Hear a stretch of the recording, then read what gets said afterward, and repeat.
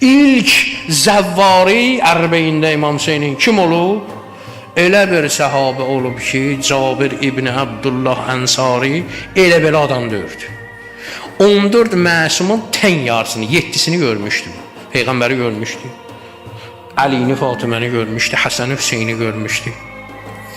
İmam Zeynəl Abidini görmüşdü və İmam Muhammed Baqiri görmüşdü. Peyğəmbər demişdi ona ki, ya Cabir, adı adımdan olan bir dənə nəvəmi sən görəcəksən, mənim salamımı ona çatdırarsan. Yəni 7 məsumu görmüşdü Cabir Ənsari.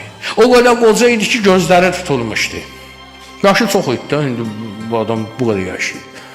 Gözləri tutulmuşdu.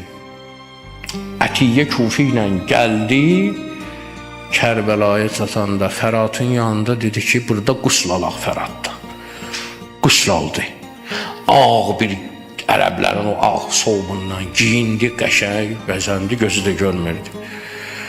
Ətiyyə dedi ki, hindi çəkil, buraya can gətirmişsən, bəsdir.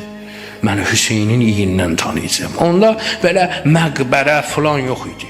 Onda hələ qəbr idi. Gəldi, mən deyir, Hüseynimin iyindən tanıyıram.